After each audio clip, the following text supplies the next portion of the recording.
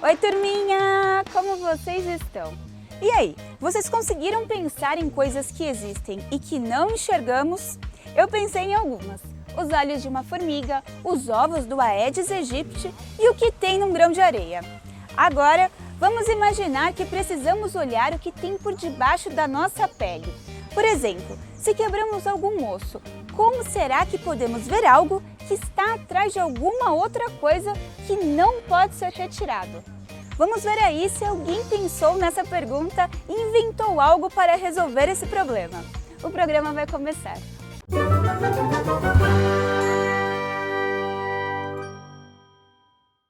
Lá em cima do piano tinha um copo de veneno. Quem bebeu morreu, o culpado não fui eu. Lá em cima do piano tinha um copo de veneno. Quem bebeu morreu, o culpado não fui eu.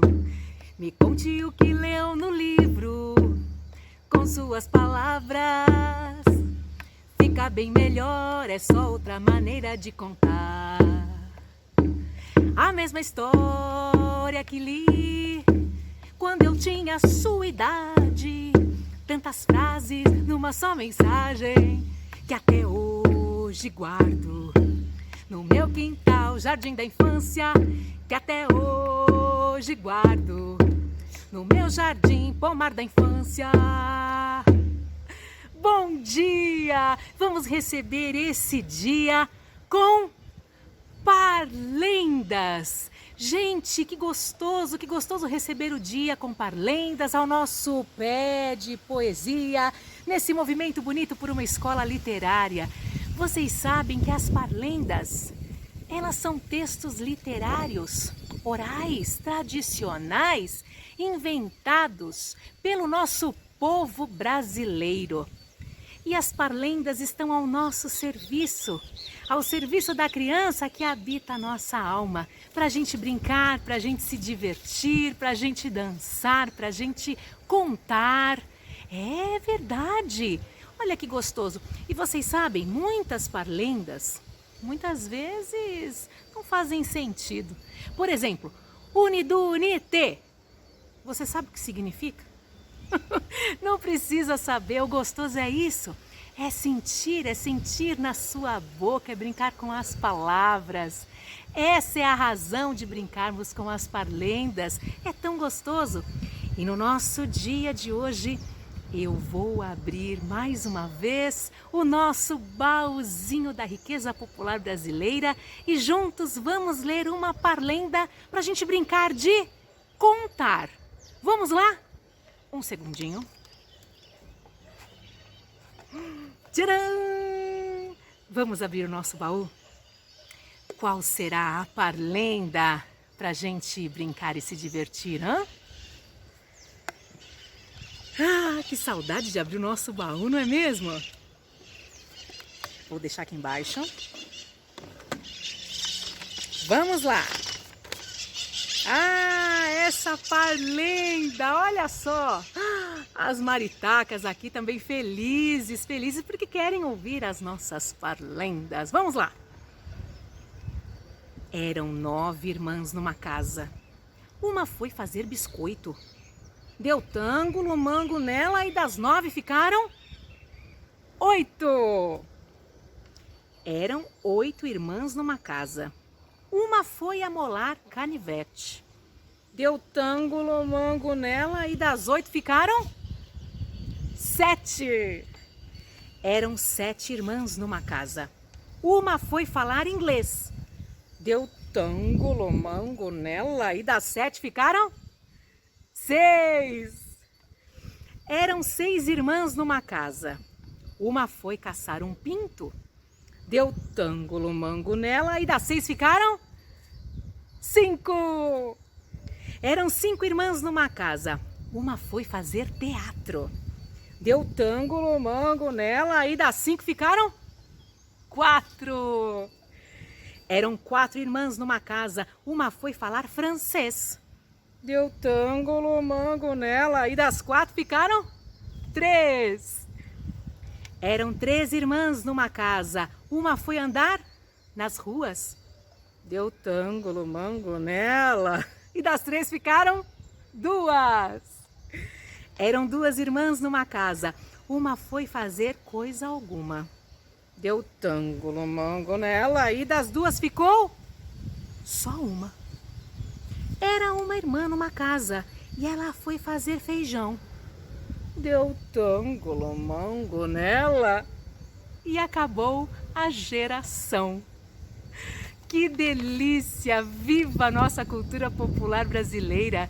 Viva a nossa literatura oral, que trazemos ao pé do nosso pé de poesia, nesse movimento fantástico, criativo, divertido. Movimento por uma escola literária. Ah, que presente em nossas vidas! A gente se vê!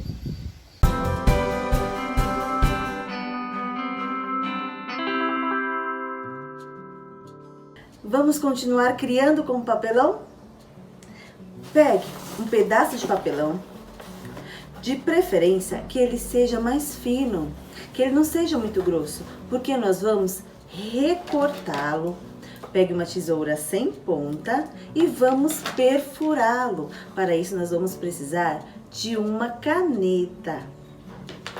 E então, você vai recortar o seu papelão de diferentes formas. Pode ser aleatório. Você pode criar um quadrado. Você pode criar também formas arredondadas. Você pode pegar uma referência como uma tampa e fazer um círculo. Basta você colocar a tampa no papelão, circular aqui, ó, desenhar em volta. Quando tiver o desenho, você recorta em cima do desenho. E aí, então, você vai fazer diferentes formas. Um círculo ou algo, um triângulo, algo que parece um chapéu ou uma lua. O que você quiser, deixe a sua imaginação fluir. Você pode pensar em desenhar uma criatura e depois recortá-la. Você pode pintar, porque nós vamos fazer criaturas articuladas. Então vejam só, para isso vamos precisar também daqueles arames emborrachados, sabe aqueles que vêm no pão, aqueles que tem no mercado. Então, lembra, ele será ideal para a nossa brincadeira. Vamos perfurar, fazer furos nas formas que fizemos de papelão com a caneta. Então, pegue aí, por exemplo, o seu círculo e faça força assim, ó, com a pontinha da caneta e ele será furado. Faça quantos furos quiser. Então, vá perfurando o papelão. Olhem só. Se você perfurar com bastante força, o furo vai aumentar. Se você colocar pouca força, o furo será menor. Temos essas duas opções também. Então, vá furando e furando, porque depois nós vamos pegar o arame, tá vendo só? E juntar as peças, olha, vamos juntar as peças e criar o que você quiser. Percebe? Vamos pegar outro arame para continuar juntando as formas, juntando as peças. Vamos pegar esse aqui, ó.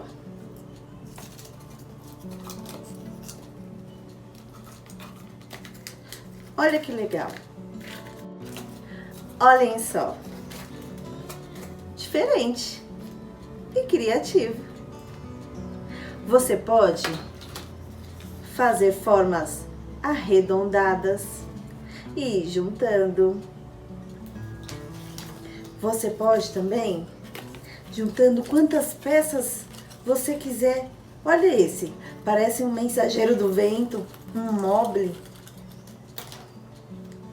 E também nós podemos utilizar para unir as peças um tipo de colchete que se chama bailarina. Você conhece? Facilmente encontrado.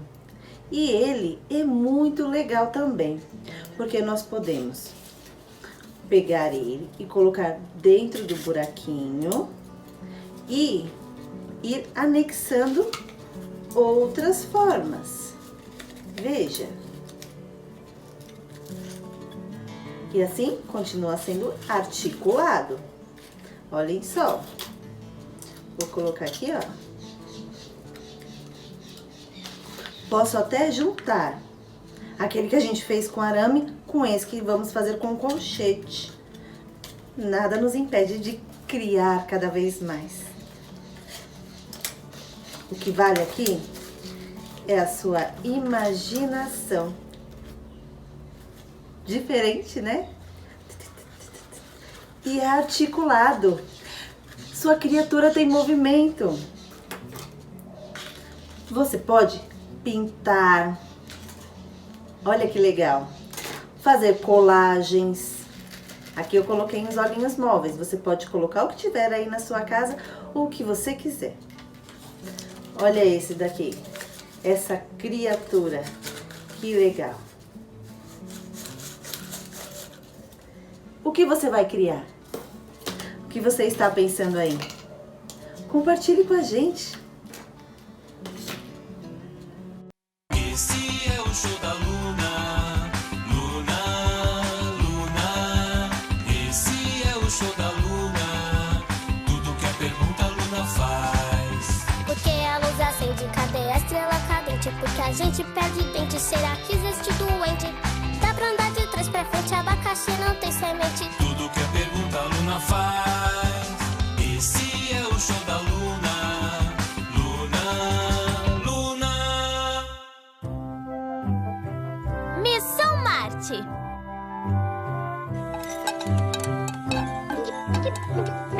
Eu sou Júpiter, do planeta Júpiter. Eu sou a Luna, lá da Lua.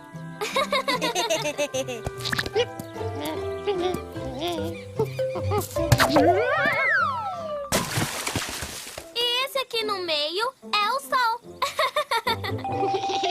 Se a gente pudesse morar em outros planetas, bem que a gente podia ter uma casa de praia no Sol, né? Aí todo dia ia ser verão. Só que o Sol não é um planeta, Júpiter. E lá deve ser muito quente. Com certeza.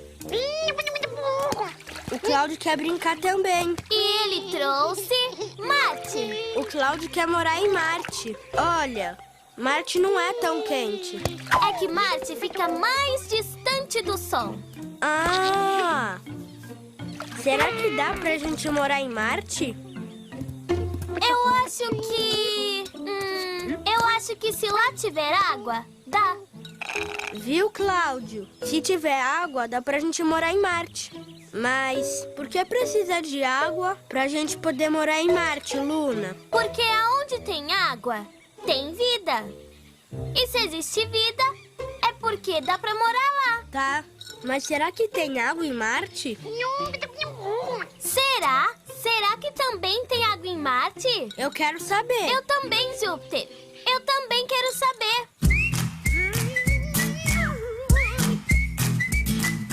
Eu quero saber porque o gato mia. Verde por fora, vermelha por dentro é a melancia. Eu quero saber, não quero dormir. O que tá acontecendo eu vou descobrir. E agora? Como a gente vai fazer pra descobrir se tem água em Marte? Observando Marte bem de pertinho. Júpiter, Cláudio, já sei como a gente vai fazer essa super observação. Vamos nos secar e visitar o Galileu.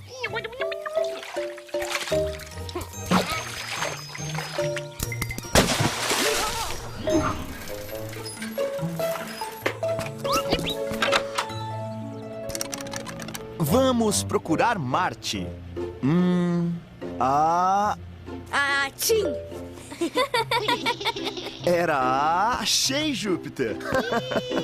Equipe Bagre Azul, Marte está no foco. Obrigada, Galileu. Vamos começar a nossa observação Terra-Marte. Não esqueça as anotações, cientista Luna.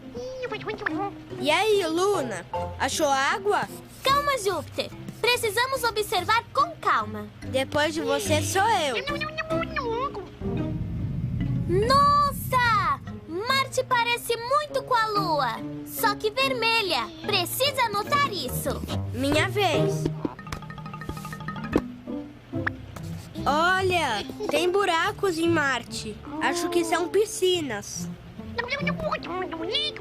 Luna, o Cláudio também quer ver Marte. É grande, né? Marte está entre a Terra e Júpiter. Legal! É perto da Terra, mas longe do Sol. Será que essas manchas em Marte são de água? Será que são rios? Ou será que é um mar? É um mar que tá cheio de peixes peludos, com um montão de olhos e muito mais dentes do que tubarão, sabia? Como a gente vai descobrir se esses buracos em Marte têm água, hein, Luna? Olha, é o Curiosity. Quem? O Curiosity, Júpiter. O robô enviado em missão para Marte. É isso! A gente vai fazer de conta que era robô e ia em uma missão a Marte. Legal!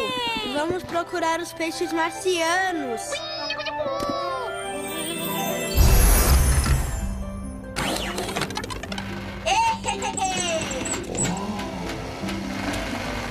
Somos robôs! Será que a gente pode voar como um foguete, Luna? É o Curiosity! Acho que ele veio pescar peixe marciano. Bem-vindos, amigos exploradores. Fizeram boa viagem? Fizemos sim! Muito obrigada!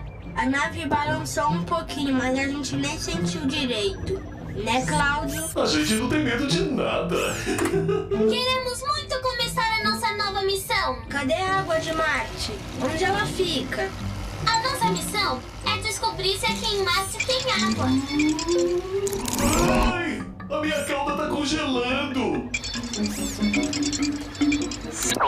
Planeta Marte marcando temperatura de menos 140 graus centígrados. Menos 140 graus? Nossa! Nenhum lugar na Terra é tão frio! E agora? Ô, Luna, como a gente vai pescar com esse frio? Ô, Júpiter, se aqui é tão frio, a água deve estar congelada, como os lagos no inverno. Exatamente, robô Luna. Foram encontrados sinais de água congelada em Marte. Oba! Vamos poder morar em Marte, então. Foi neste local que encontramos sinais de água. Seria legal ter uma casa de praia aqui. Pera, ô Curiosity, a água de Marte vem do rio ou do mar? Há sinais de que a água seja salgada.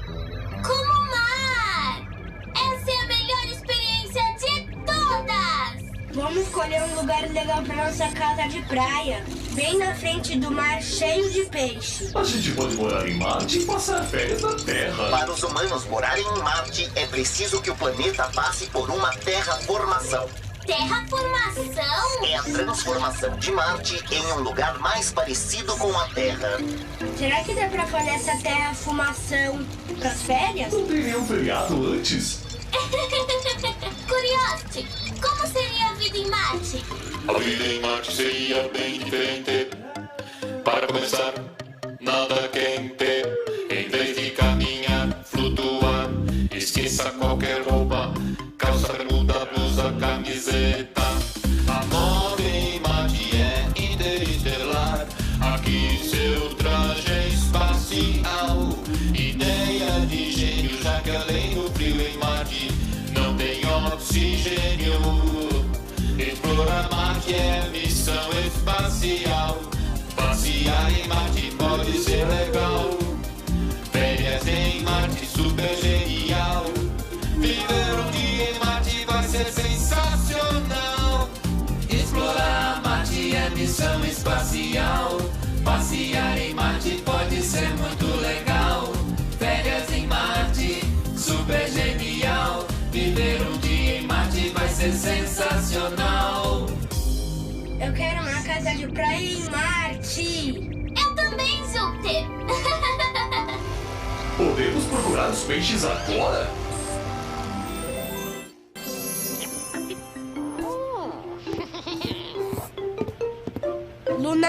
Luna, acho que o Cláudio achou um peixe peludo marciano. Ai, Cláudio. Oba, minha pantufa preferida. Obrigado, Cláudio. Galileu, olha só o meu urso marciano. Ele é meio urso, meio pé grande. Nossa, e como os ursos marcianos respiram? Com trajes interestelares. É porque em Marte não tem oxigênio. E a gente vai ter uma casa de praia em Marte, bem em frente ao mar marciano, igual essa aqui. Uma casa de férias marciana? Que legal! É mesmo. Galileu, quer assistir o show da nossa missão em Marte?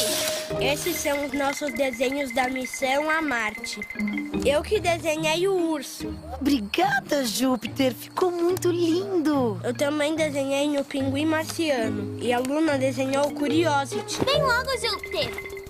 Vovô, vovó, Galileu, capitão, eu sou a robô Luna. E esses são o robô Júpiter e o robô Cláudio.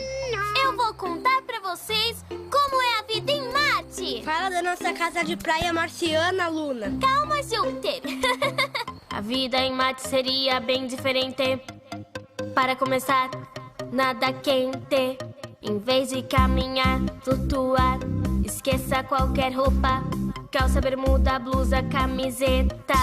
A moda em Marte é interestelar. Aqui seu traje é espacial. Ideia de gênio, já que além do frio em Marte não tem oxigênio. Explorar Marte é missão espacial. Passear em Marte pode ser legal. Férias em Marte, super genial. Viver um dia em Marte vai ser sensacional. Explorar Marte é missão espacial. Passear em Marte pode ser muito legal. Vem cá, vovó. Vem pra cá, vovô. Galileu, vem dançar com a gente. Mas dá pra dançar sem ser robô? E sem traje espacial? Claro que sim! O capitão vai furar minha bola. Capitão, já aqui com essa bola. Muito bom show sobre Marte, Luna. Obrigada, Galileu. Minha barriga tá roncando. Eu acho que eu tô com fome. Eu vou preparar um lanche pra gente. De novo? Mas que barulhão! Por que será que a nossa barriga ronca? Será que outra parte do corpo também ronca? E a barriga do Cláudio? São tantas perguntas! Esse é o show da Luna. Luna, Luna.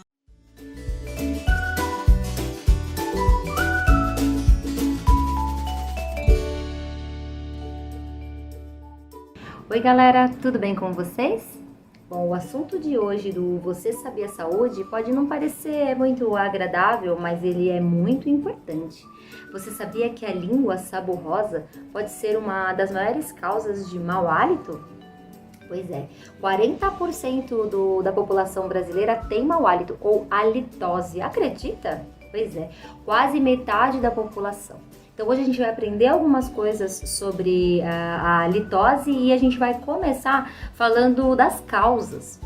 85% das causas do mau hálito são de origem bucal, ou seja, pode ser causada por cáries, abscessos, restauração com infiltração, problemas de gengiva, higienização mal feita ou não uso do fio dental. Mas a principal causa mesmo é a saborrosa, que é aquela placa branca que a gente tem grudada na nossa língua.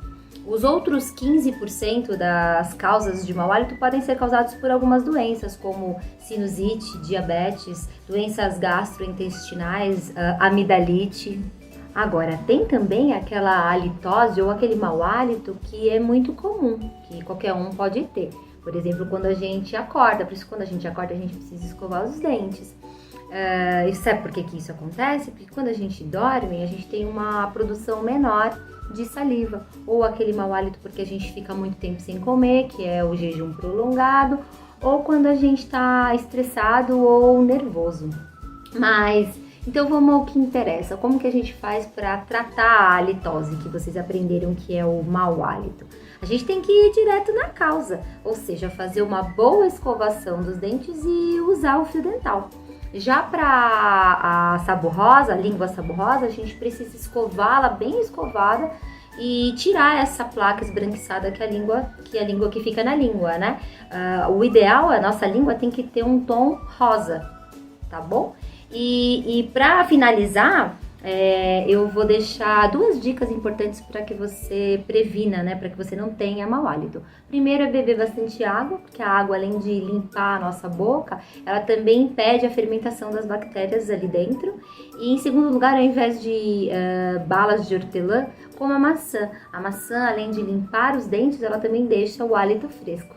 Bom, pessoal, por hoje é isso. Amanhã eu tô de volta. Tchau, tchau!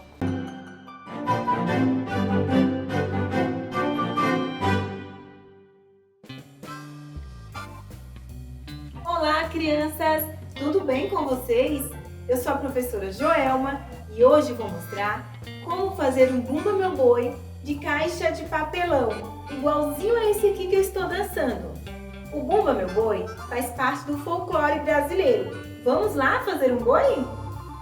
Vou mostrar quais materiais vamos precisar. Vamos precisar de cola, uma caixa que cabe uma pessoa, barbante ou uma fita aproximadamente de 2 metros, tecidos, revistas, jornais, o que você estiver em casa. Vamos precisar de um pedaço de papelão para desenhar a cara do boi, que depois que recortar vai ficar assim, desse modelo. Em seguida, vamos passar a cola toda em volta da caixa e decorar com os pedaços de papel ou tecido que você estiver em casa para decorar. Lembrando, crianças, que para fazer o boi, vamos precisar do auxílio de um adulto, tudo bem? Depois vamos furar 4 furos, 2 de cada lado, que é por onde eu vou passar a corda. Essa brincadeira trabalha a coordenação motora, movimento de pinça, concentração e a criatividade. Repita o mesmo processo do outro lado. Quando tiver todo decorado, vamos colar a cara do boi e esperar secar, tá, crianças? Um pouquinho. Tenho um pronto e vou mostrar para vocês como que ficou. Esse aqui foi decorado com tecido, jornais e revistas. E ficou assim meu boi. Gostaram? É isso aí, galerinha. Beijos e até a próxima!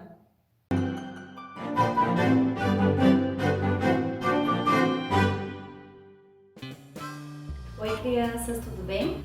Eu sou a professora Marisa e hoje eu trouxe uma coisa bem bacana pra gente fazer em casa.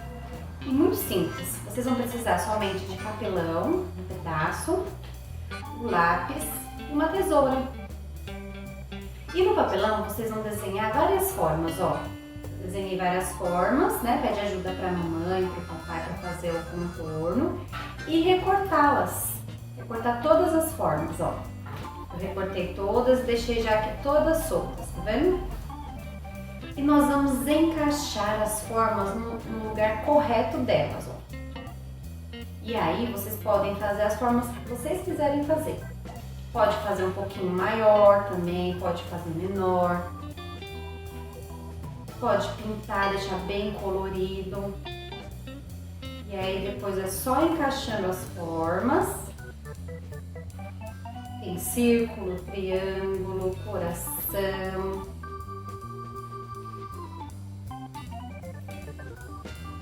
Olha, acertei todas. Olha só como que ficou. E aí volta tudo pro seu lugar novamente. Olha lá. Viu só que legal? Então é isso, crianças. Tchau!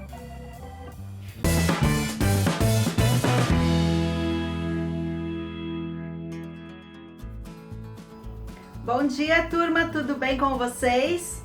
Hoje vamos falar sobre mais uma descoberta que revolucionou a ciência, que nos ajuda muito, principalmente na medicina. Já falamos sobre as lentes de aumento, né? Já falamos sobre as células, sobre o DNA. Hoje vamos descobrir um pouquinho a respeito do raio-x. Eu já te conto essa história. Só que antes, vou lembrar vocês que hoje é o último dia para que vocês deixem as contribuições de vocês, as hipóteses de vocês no nosso Quebrando a Cuca. O formulário está disponível lá no Portal da Educação e a proposta é vocês pensarem uma forma de combater o coronavírus. O que seria inventado e como essa sua invenção aí agiria. Tá bom? Tô curiosa para saber o que vocês vão falar a respeito disso, hein? Então agora anotem aí o tema do nosso encontro de hoje e a data que já vamos fazer as nossas descobertas sobre o raio-x. Então vamos lá. Só que antes de eu te contar essa história de hoje, ontem eu fiquei de olho aí no que vocês gostariam de ver aumentado no microscópio e eu trouxe mais algumas imagens aqui para compartilhar com vocês. Então observem aí.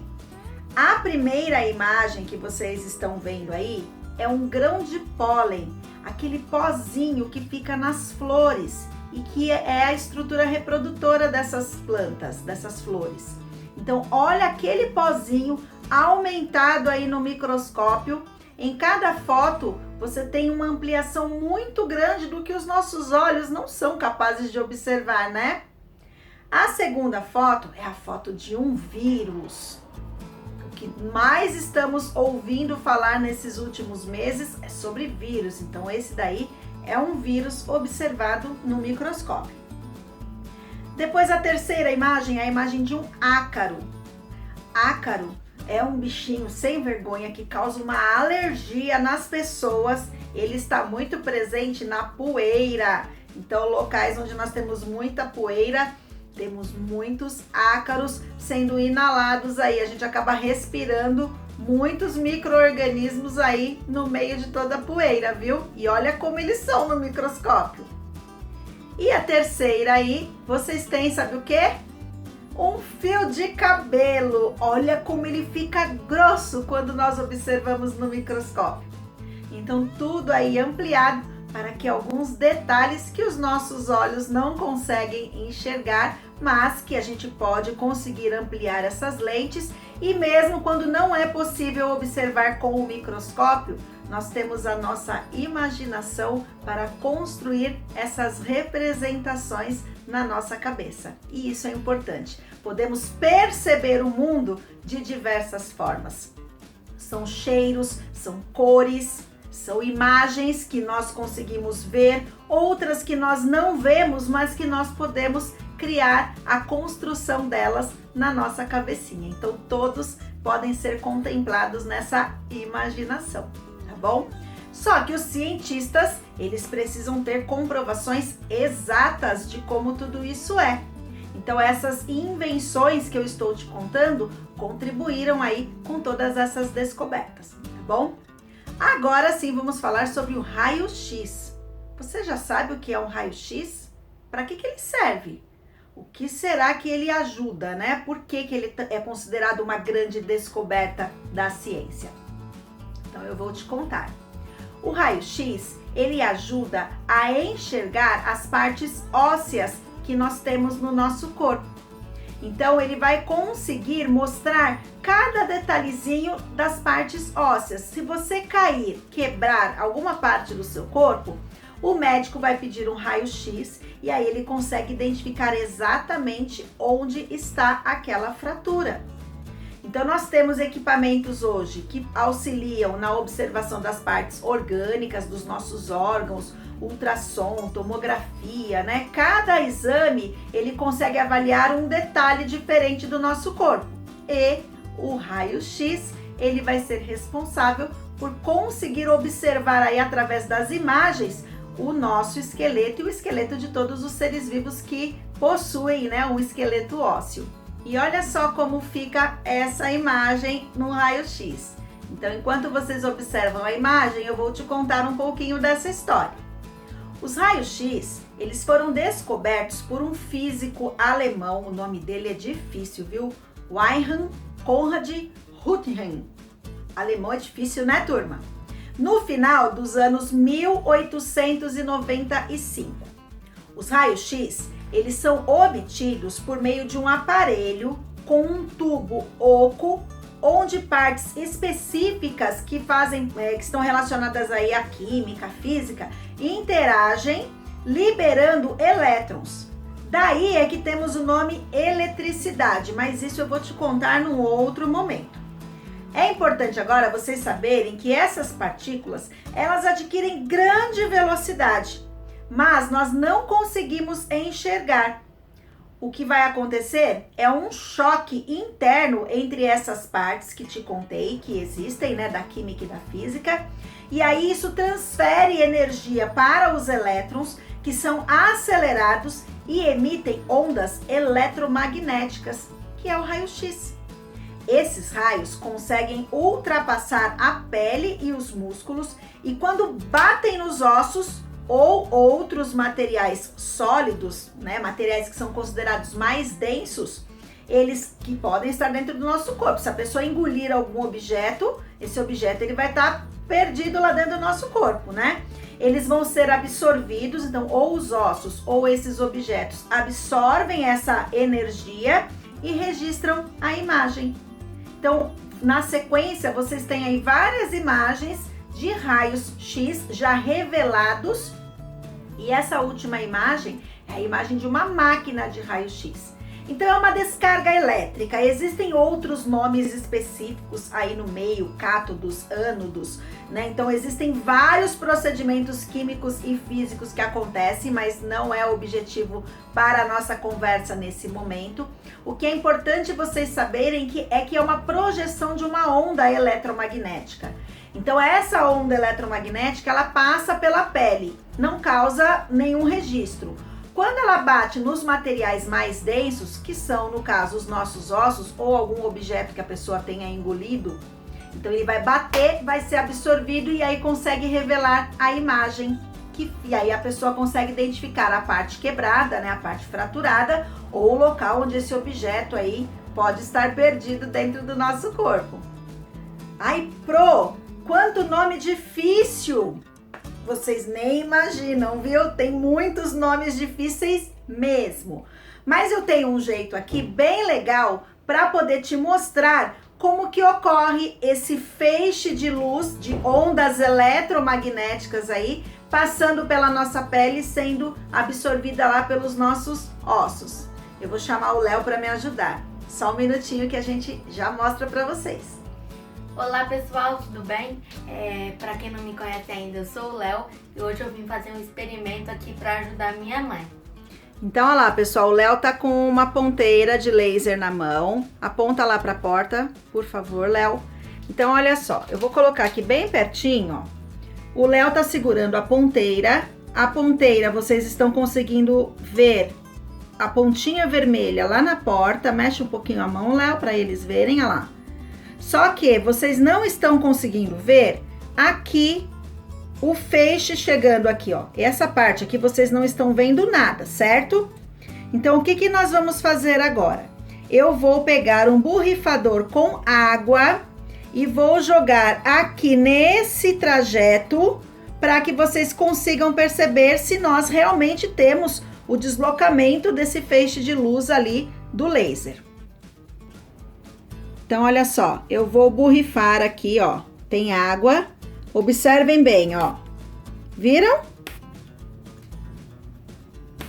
Tô fazendo aqui na parte mais escura. Viram só? Léo, muito obrigada. De nada. Viu só? É assim que nós temos a mesma ideia sendo aí projetada na absorção dos raios emitidos pelo raio-x. Bem legal, né? Então, temos apenas um probleminha. Essa radiação, o excesso dessa radiação, ele é prejudicial para o nosso organismo. Então, não podemos ter o excesso de radiação sendo acumulado. É por isso que nos hospitais, nas clínicas que realizam esse procedimento, nas portas nós temos esse símbolo aí. Essa imagem mostra o símbolo de radiação. E as paredes desses locais devem ter uma proteção para que a radiação emitida dentro da sala, no momento que esses raios são liberados, ele não ultrapasse as paredes e com isso pode chegar nas pessoas que estão do lado de fora. Não vai queimar, não vai machucar, não vai acontecer nada, turma. Só que essa radiação, ela fica armazenada no seu corpo e o nosso corpo resiste a uma dose específica de radiação. Se esse valor for muito excessivo, pode causar alguns problemas. As nossas células vão sofrendo diferenciação e até mesmo câncer pode ser desenvolvido a partir disso. São vários problemas, tá? O câncer é apenas um dos exemplos. As pessoas usam coletes com chumbo, os técnicos, né, que operam essas máquinas de raio-x. Então existe toda uma proteção, porque embora tenha sido uma invenção muito importante para nós, ajuda em muitas coisas, é preciso manusear todas essas ondas eletromagnéticas, toda essa radiação com muita segurança, com muita responsabilidade. Então, agora que você descobriu um pouquinho da história do raio-x, a minha proposta de desafio para vocês é realizarem uma autorradiografia. Ai, Pro, o que é isso? Eu já te explico. Você vai fazer um contorno do corpo humano, você pode usar um exemplo aí, esse que eu vou te mostrar. E aí, você vai escolher uma parte do seu corpo, vai apalpar bem essa parte. Então, eu escolhi a minha mão. Eu vou apertar bem a minha mão, eu vou tentar sentir todas as partezinhas ósseas que eu tenho aqui na minha mão. Não vale pesquisar como é essa imagem, tá bom? Vamos lá, nossa imaginação. Então eu vou sentir bem a parte que eu escolhi e aí eu vou fazer uma radiografia da minha mão. Vou projetar no meu caderno essa representação. Lembre-se bem das cores que eu te mostrei que nós temos no raio-x, como que é essa imagem, como que essa imagem vai ser reproduzida. Eu acredito que vocês vão usar só o lápis de escrever para fazer alguns sombreados aí na sua autorradiografia. Pode escolher qualquer parte do corpo, tá bom? Pro, posso fazer mais de uma? Pode, quantas vocês quiserem. Divirtam-se, investiguem e imaginem aí como que esse raio-x ele ajudou, né, na sua descoberta e ajuda até hoje a nossa vida, tá bom? Então essa é a síntese do meu desafio de hoje, tá bem simples. Nós tivemos já 2 experiências aí para vocês investigarem. Hoje vamos fazer a nossa autorradiografia. Amanhã a Pro vai te contar um pouquinho sobre a eletricidade, a descoberta, a invenção da lâmpada. Aliás, muitos dos equipamentos que nós vimos que foram inventados para funcionarem corretamente precisam da energia elétrica. Amanhã eu te conto essa história. Tchau, tchau!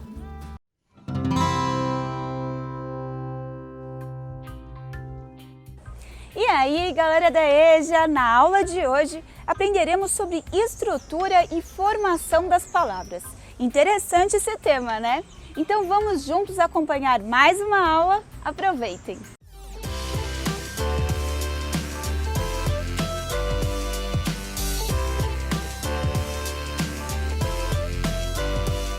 Olá, tudo bem? Na aula de hoje a gente vai falar sobre a estrutura e a formação das palavras.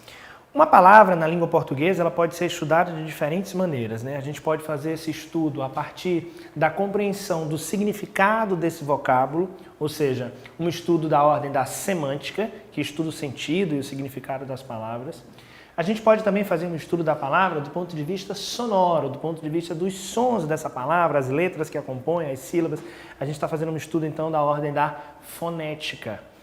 A gente também sabe que é possível fazer um estudo da palavra do ponto de vista morfológico, ou seja, as classes e os grupos de palavras, as chamadas classes gramaticais, ou do ponto de vista sintático, que é quando a gente analisa a função da palavra dentro de uma oração, dentro de um contexto.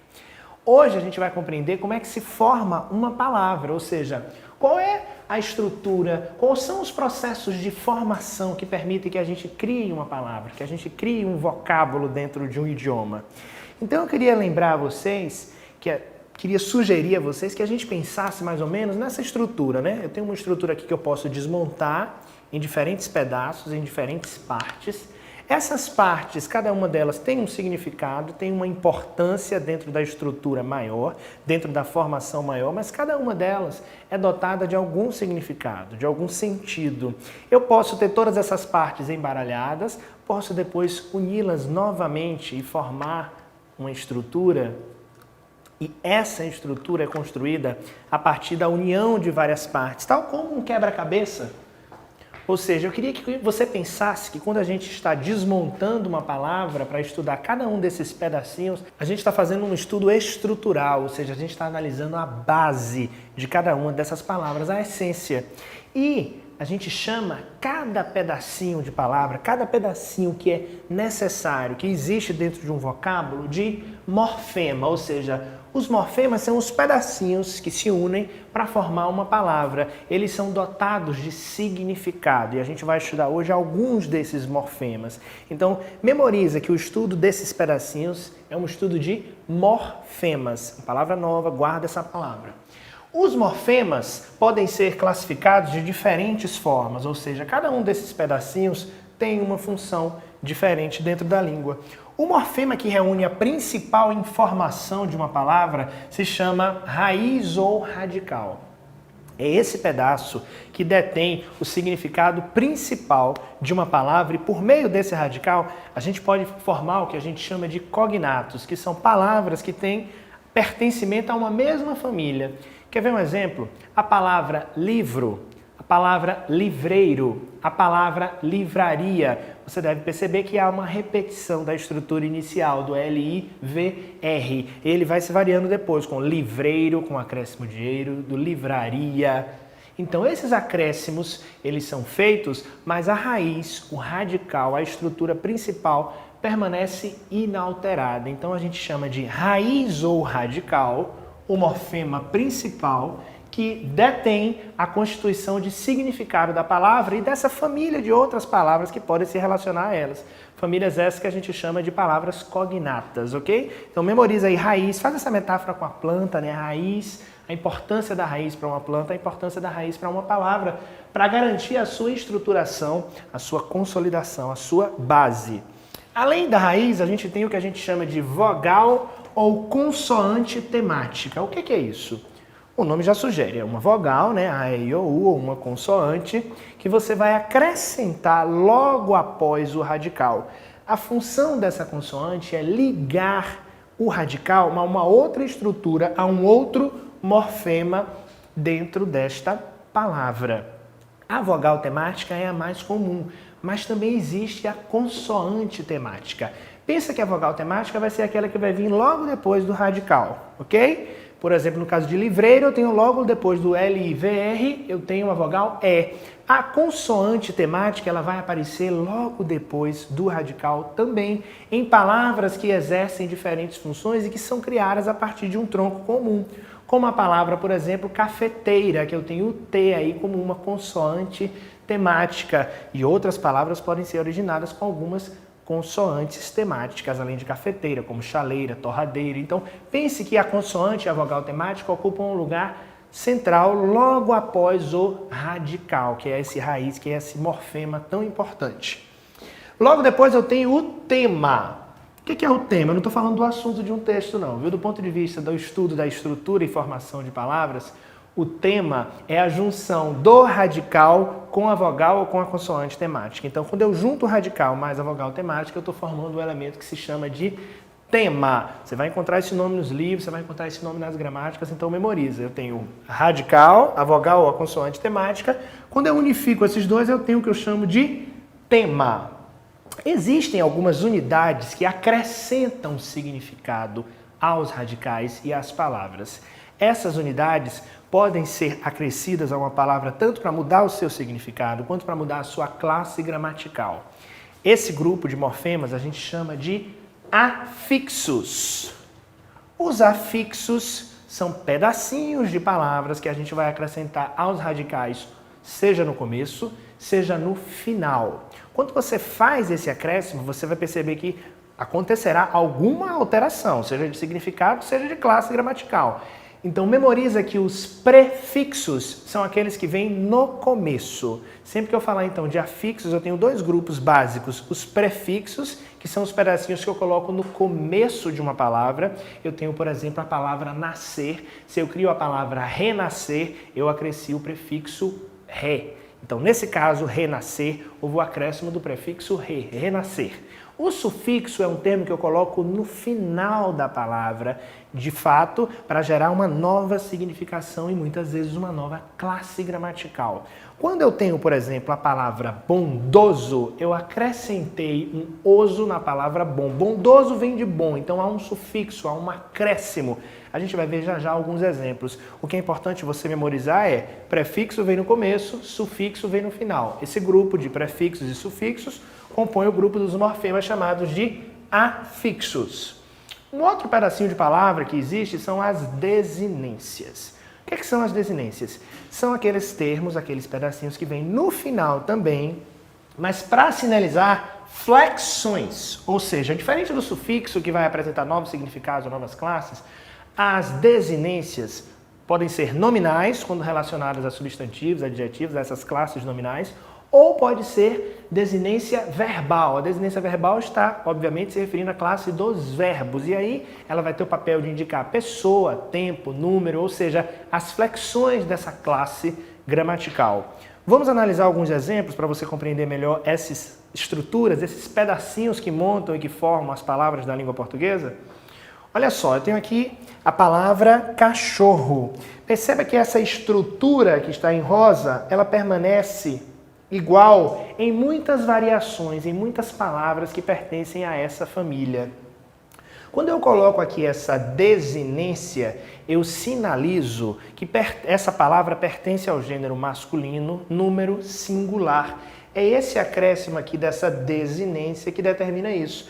E cachorro, que é a parte principal, é aquilo que a gente chama de raiz ou radical, ou seja, a unidade principal que apresenta o significado da palavra.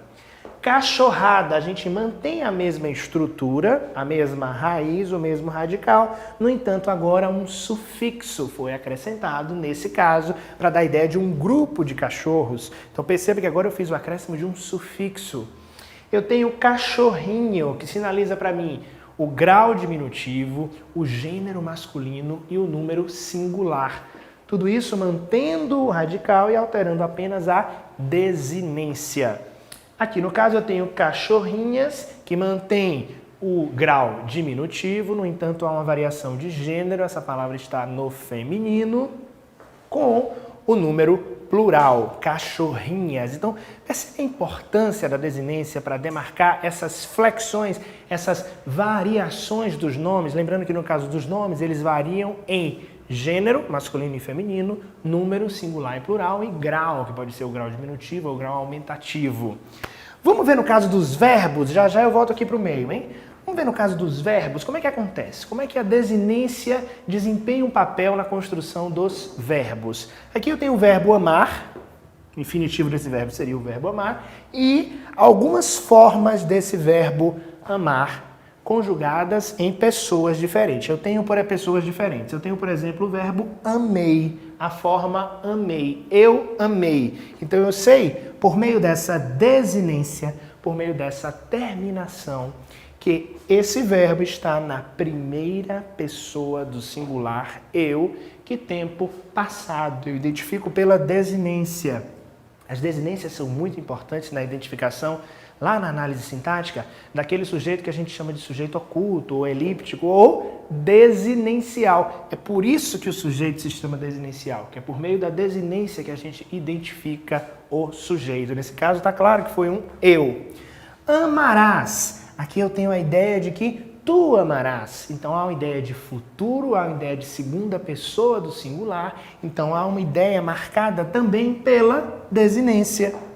Amamos, nós amamos. Nós temos uma variação aqui. Nós temos a primeira pessoa do plural, identificada também pela desinência. Então as desinências verbais, elas vão nos ajudar a identificar pessoa, tempo, número, modo verbal. Tudo isso. Então perceba a importância dessa estrutura. Aqui eu tenho uma desinência simples. A letra O em amo. Nesse caso, eu amo. Mais uma vez a primeira pessoa, no entanto, no tempo presente. Apenas esse pedacinho, apenas esse morfema, essa desinência tão sutil, apresenta uma carga enorme de significado no caso das desinências, porque elas marcam para a gente as flexões verbais ou as flexões nominais. E os afixos? Bom, vamos vê-los. Os afixos, eles são colocados no começo ou no final ou ao mesmo tempo. Eu posso colocar prefixo e sufixo. Aqui, por exemplo, eu tenho a palavra feliz, que é um adjetivo sem o acréscimo de nenhum pedacinho. Essa palavra, originalmente, como ela é, feliz, o adjetivo. No entanto, eu posso criar o adjetivo infeliz pelo acréscimo do prefixo in. Continua sendo um adjetivo, mas agora é um novo significado, é uma alteração, ou seja, não é mais a felicidade, é o contrário da felicidade, é alguém que está infeliz. Eu posso criar também a palavra infelizmente. Esse acréscimo foi feito com o uso de um prefixo e de um sufixo. O prefixo in e o sufixo mente. Essa palavra, então, tem um acréscimo tanto de prefixo quanto de sufixo. O acréscimo de dois grupos de afixos. Prefixos e sufixos formam afixos.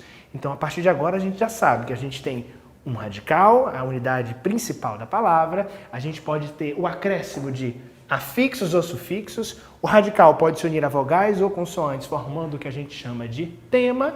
E os nomes, os substantivos e adjetivos e os verbos têm um acréscimo final chamado de desinência, que apresenta e regulariza para a gente as flexões dessas palavras, sinaliza para a gente, essas desinências, elas sinalizam para a gente as flexões dessas palavras. Então agora a gente já sabe como elas se formam e como elas são estruturadas. Espero que você tenha gostado da aula de hoje. Muito obrigado.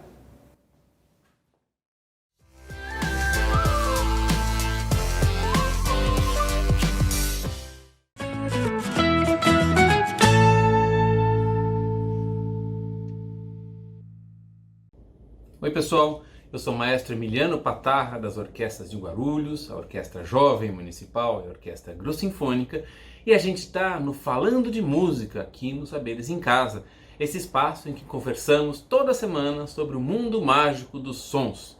Antes de falar da nossa conversa de hoje, eu quero te fazer um convite. A gente gostaria muito de saber o que você acha das nossas aulas, as coisas que você pensou, se você desenhou alguma coisa, se você quer nos contar alguma coisa. A gente pede bastante para você entrar em contato com o Portal da Educação e mandar para a gente. Fala com seus pais, manda para a gente as impressões que você tem sobre as aulas e também se alguma coisa você gostaria de ouvir falar aqui. Se tem algum tema que você gostaria que a gente conversasse a respeito. A gente vai gostar muito de receber essas informações suas. A nossa aula de hoje é sobre um compositor dos mais famosos da história da música, um gênio que esse ano, se tivesse vivo, estaria fazendo 250 anos. O nome dele é Ludwig van Beethoven e a gente acha que você vai gostar bastante de conhecer o trabalho dele. Espero que você goste e a gente se encontra na próxima semana. Tchau!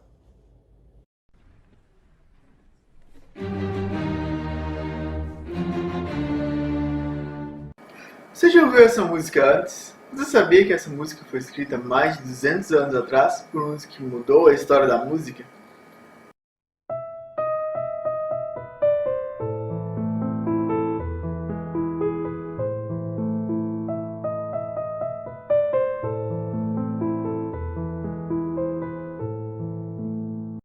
E essa outra música?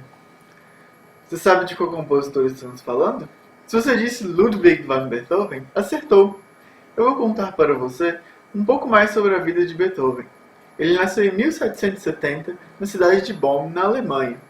Desde criança, já demonstrava um incrível talento para a música. Aos 11 anos, escreveu sua primeira composição e também já tocava piano e violino. Aos 20 e poucos anos de idade, Beethoven começou a sentir os primeiros sintomas da surdez, algo que iria assombrar o resto da sua vida e se agravar com o passar dos anos, pois tratava de uma doença degenerativa. Ele morreu em 1827 em Viena, a capital da Áustria, aos 56 anos, depois de ter feito uma verdadeira revolução na história da música. Beethoven foi um homem à frente de seu tempo e ajudou a mudar como a música era feita e expressada, definindo muito do que veio a ser a música romântica e influenciando muitas gerações de compositores.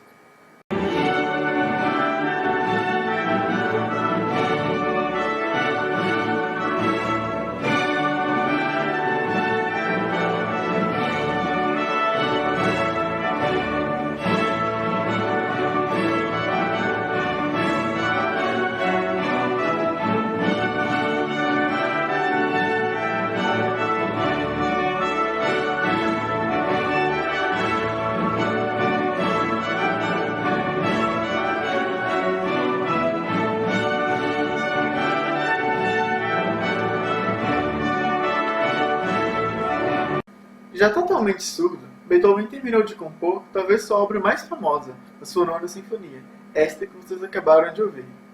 Um fato curioso aconteceu na estreia dessa obra. Quando acabou a apresentação, o povo, sabendo que Beethoven não podia escutar os aplausos, decide então jogar os seus chapéus para o alto, como forma de demonstrar que tinham gostado da música. Interessante essa história, não?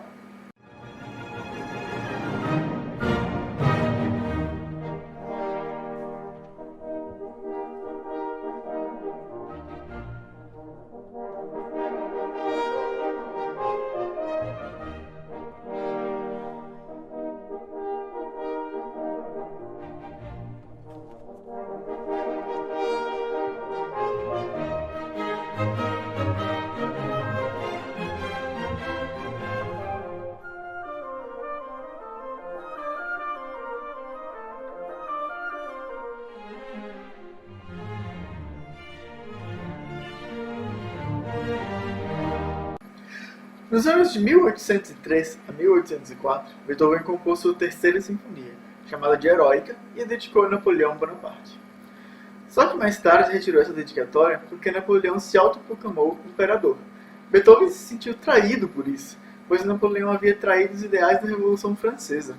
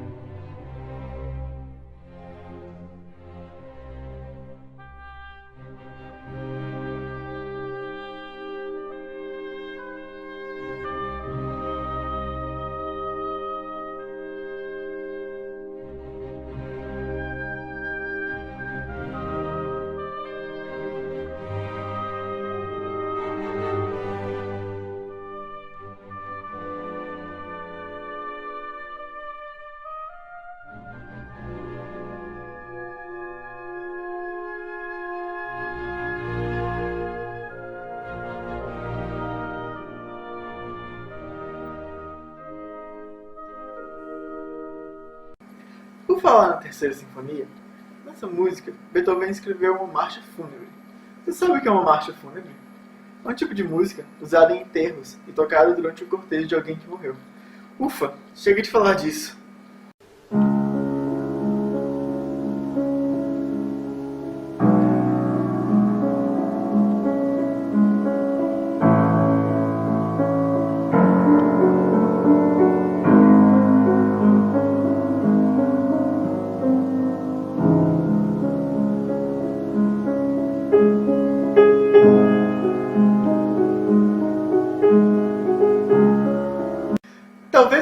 ouvido essa música para o piano. Esta é uma sonata para o piano que Beethoven escreveu em 1801 e depois foi chamada de Sonata ao Luar, por ser calma, como um reflexo da lua em um lago. Beethoven foi um compositor que escreveu muitas obras para conjuntos de instrumentos muito diferentes, desde a música para piano solo, quartetos de cordas, conjuntos de instrumentos de sopros, até suas famosas sinfonias para a orquestra inteira, inclusive uma ópera.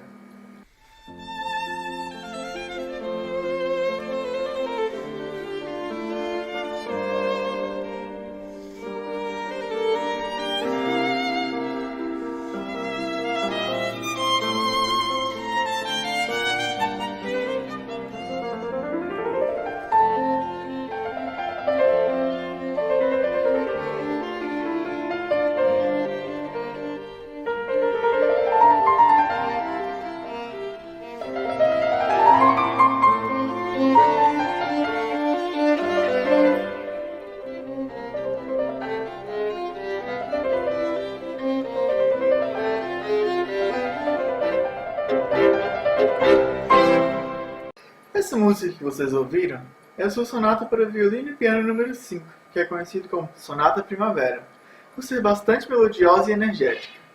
Bom, hoje eu contei para vocês um pouco mais sobre esse genial compositor, Ludwig van Beethoven. Espero que tenham gostado e procurem conhecer e pesquisar um pouco mais sobre ele. Vale a pena!